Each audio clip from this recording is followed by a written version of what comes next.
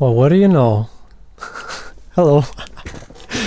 Yes, we're doing another episode. This is episode 3 officially of Don't Kill the Cat. This show is focused on questions that have arisen within my life.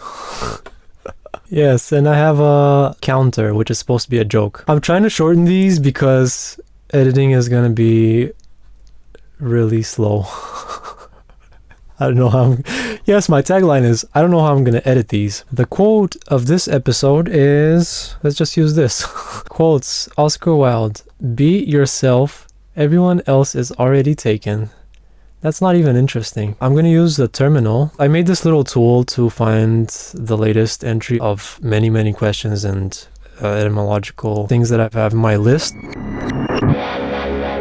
Obsess. To preoccupy the mind of someone excessively. To have the mind excessively preoccupied with a single emotion or topic. Obsessus. Latin perfect passive participle of obsideo. Sit on or in.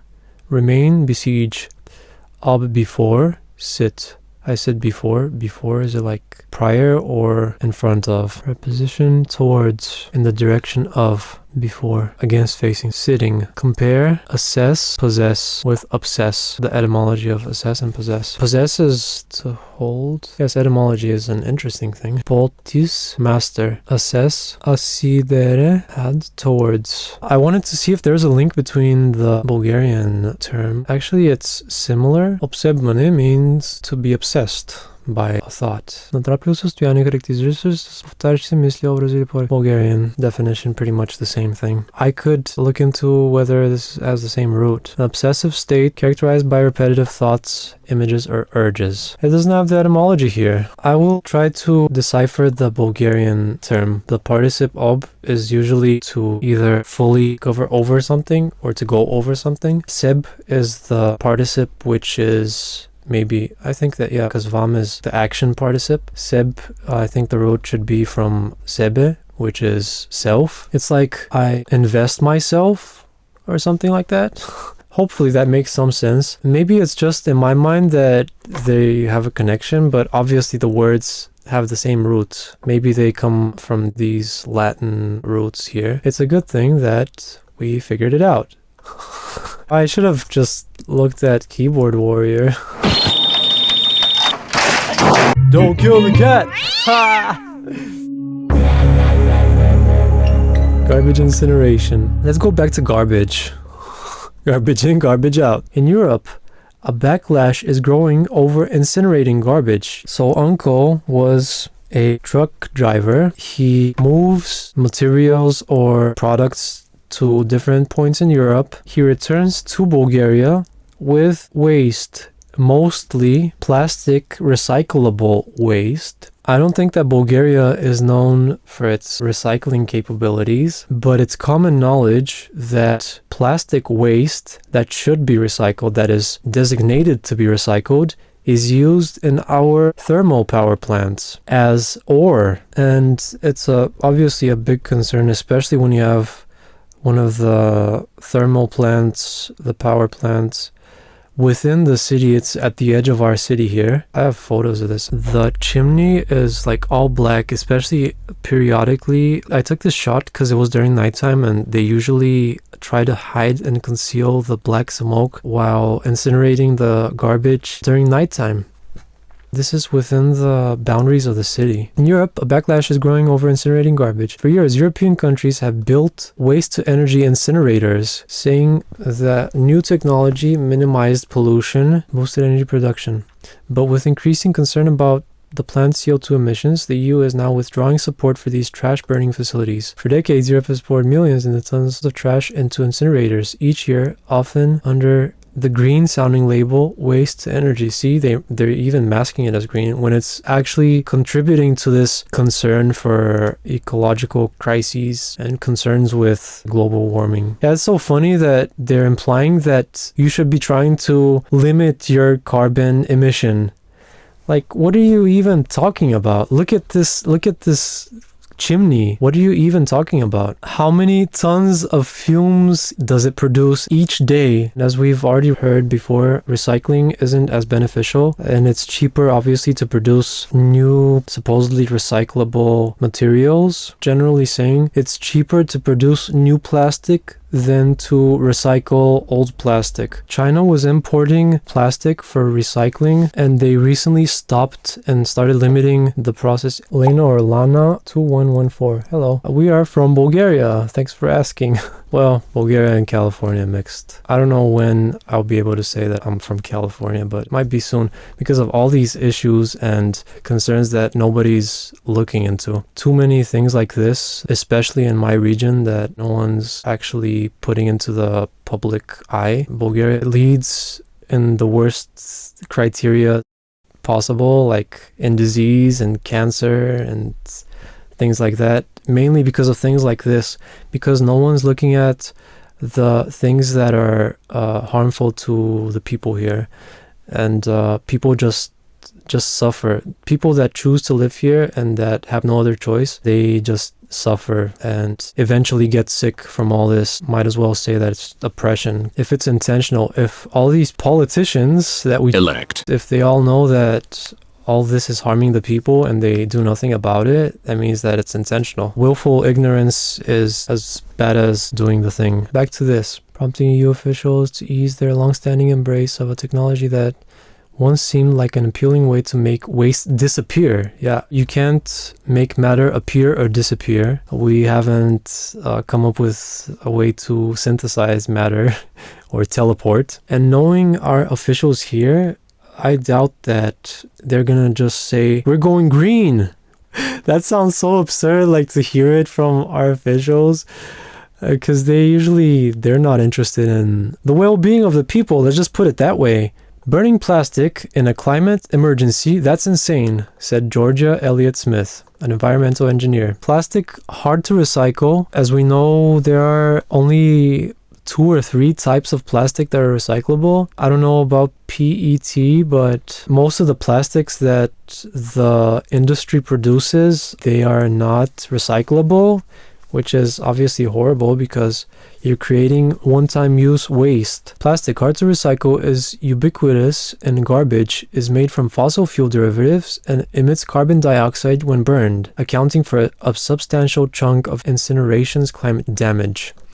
But they said it emits carbon dioxide. That's one of the byproducts of burning fossil fuels, burning whatever. I'm sure that there are many other pollutants which are released freely into the air from the fumes of burning these for fuel. EU waste incineration doubled from 1995 to 2019 to 60 million tons annually. Here are some chimneys smoking. They made it all green and stuff.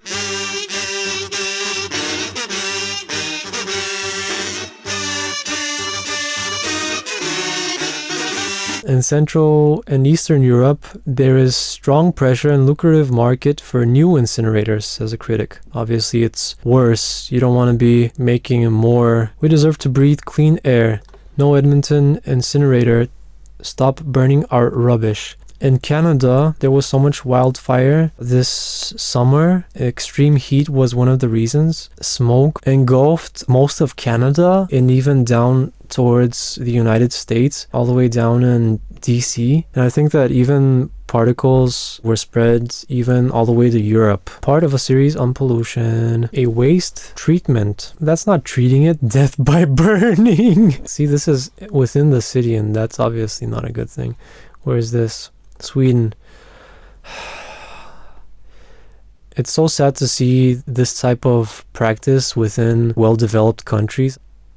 Look at all the ash. This is the one that we have here, the way that it looks. Obviously communist country. But ours is, obviously, it's not as white at the top where the stripes are. This is a really heartbreaking topic. Waste energy. I wish that we could be looking into something that's more interesting, but like we've been looking at disease and concerning topics that no one is looking into. Wow. Within the US, it's surprising. We will be coming back to this, but for the sake of time, we're 30 minutes in. How am I gonna edit this?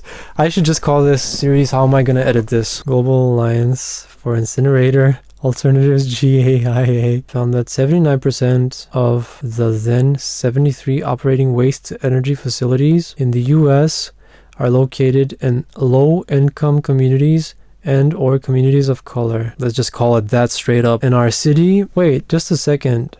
This is not thermal. This is not a thermal plant. This is an incinerator. This is just more disheartening. Thermal power plant.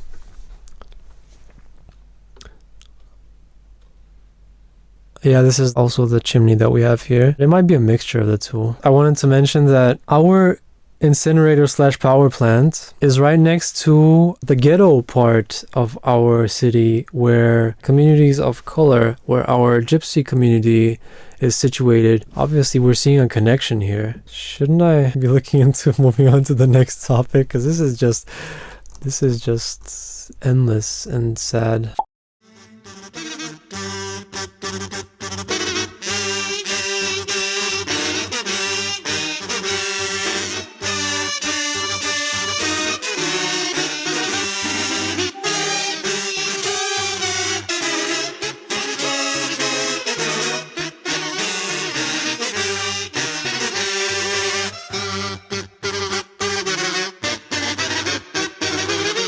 Don't kill the cat! Ha! Ancient grains is a marketing term used to describe a category of grains and pseudo-cereals purported to have been minimally changed by selective breeding over recent millennia, as opposed to more widespread cereals such as corn, rice, modern varieties of wheat, which are the product of thousands of years of selective breeding. Often marketed as being more nutritious than modern grains, though their health benefits over modern varieties have been disputed by some nutritionists. The ones that are probably getting paid.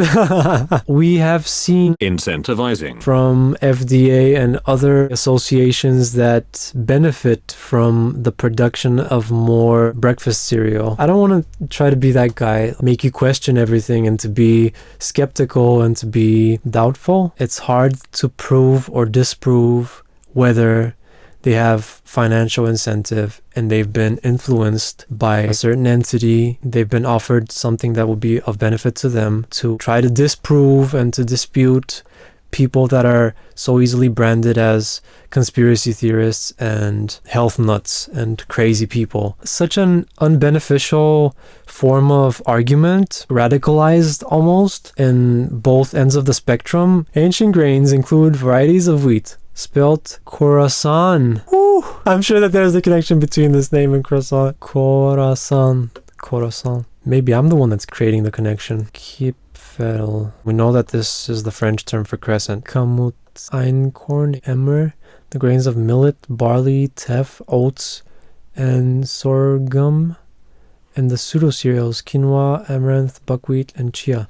Some authors even consider bulgur, frike, to be ancient grains. Even though they are usually made from ordinary wheat, modern wheat is a hybrid descendant of 3 wheat species: wheat, barley, rice, wild rice, millets. Let's move on to the next topic, shall we? And we have a gallery. Wow. Nice. Thank you, Toby Fex. Wow, that's chia. Don't kill the cat! Ha! Random topic. Cashmere. Cashmere wool from the Kashmir goat. Old alternative spelling of Kashmir, a northern region of the Indian subcontinent. Simply known as Kashmir, is a fiber obtained from Kashmir goats, Pashmina goats, and some other breeds of goat. It has been used to make yarn, textiles, and clothing for hundreds of years.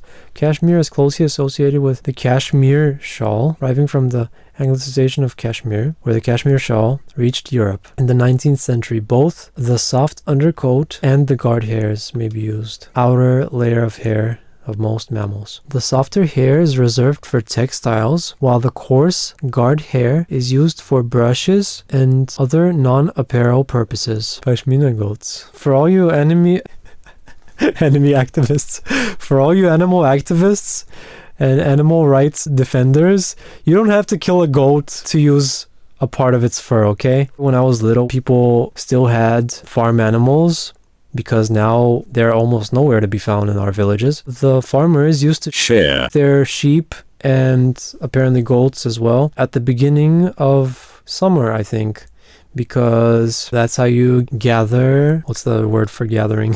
Harvest. There we go. That's how you harvest fur and use it to make like blankets and stuff and clothing. You don't have to kill the animal to harvest. You don't need the whole fur. You don't need the skin of the animal. You can shave off the fur and use it in this manner. And look at this Kashmir shawl. Wow. India is a country that really loves its ornamentalism. Look at this. Kashmir. Thank you, goats. Afghanistan is ranked 3rd. China and Mongolia are the 2 leading producers. Mongolia, mountainous country. China has mountainous regions as well. Some yarns of clothing marketed as containing cashmere have been found to contain little to no cashmere fiber. You gotta love false advertising. Poor land management and overgrazing to increase production of valuable fiber has resulted in the decimation and transformation of grasslands into deserts in Asia, increasing local temperatures, causing air pollution, which has traveled as far as Canada and the United States. And we all know that China had a really bad time last summer. They've had so many droughts, rivers going dry, aside from the fact that they're diverting rivers for industrial production, cutting off rivers that go into the neighboring countries down the stream. We got back to the ecological disasters. As much as you tried running from it, shawl makers in Kashmir. Nice. Kashmir goat. Type of wool. Nice. These are measurements for the diameter of the fiber. Wow. Tush, 10 and 12 micrometers. Pashmina, 12 to 16. That's the other goat. Kashmir, 12 to 21. Merino wool. We have all these designs here. The Kashmir goat is a type of goat that produces cashmere wool. The goat's fine, soft, downy, winter undercoat. Also, it's very productive, this goat. It has a lot of fur or wool. Weird as well. Very similar to the type of fur that you see on a sheep. It's like really thick. I've touched these animals. The texture is a little rough. You can squeeze it. The strands of the hairs are hard, as opposed to typical goat hair, which is really smooth, almost like furry dog hair. There's this common joke here. 2 tons of wool. It's really a lightweight material. Fur is usually puffy, so that it could create insulation for the cold temperatures. So it takes up a lot of space. So how many trucks are you going to need for 2 tons of wool? Northernmost geographical region of the Indian subcontinent. Pakistan recognized Chinese sovereignty over China recognized Pakistani sovereignty. International border between China and Pakistan. The entire Kashmir region is claimed by India. Course. They have their concerns with India, and there has been a lot of steam there as well. Hopefully we don't see any more wars arise during our time. Aside from all the wars in the Arab and the African worlds, Russia, Armenian, Azerbaijani conflict, and now the Palestinian thing, we don't need any of this. Look at all the serious concerns we have with the way that we should interact with the world, and instead of dealing with that, they're sending people to go kill each other. We've fought enough wars till present day. Every single nation and people should be able to intellectually and intelligently decide among each other whatever disputes they have without having to escalate to violence. What does violence achieve? It just results in violence. The word Kashmir is thought to have been derived from Sanskrit and was referred to Kashmira. A popular local etymology of Kashmira is that it is land desiccated from water, dried, so dry land. Alternative etymology derives the name of the Vedic sage Kashyapa, who is believed to have settled people in this land. Accordingly, Kashmir would be derived from Kashyapa Mir, Kashyapa Lake, or Kashyapa Mir, Kashyapa's mountain. There's logic there as well. The word has been referenced to in a Hindi scripture mantra worshipping the Hindu goddess Sharada, and is mentioned to have resided in the land of Kashmira. which might have been reference to Sharadapeth. Ruined Hindu temple. Kasperia, earliest tech, 5th century BC. Oh, this is endless. Outro. Let's end this episode here.